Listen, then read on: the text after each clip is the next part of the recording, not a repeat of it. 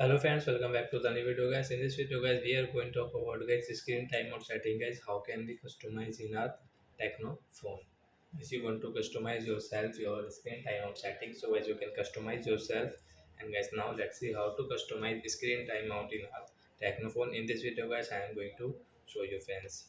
So as you can see guys, just your phone guys, like your phone screen off within a minutes, so as you can customize yourself your screen timeout. So first of all guys, we will on our phone setting and guys scroll it. Guys, you can see your display and brightness setting, so guys tap here, then guys scroll it again guys, you can see your screen timeout setting, tap here.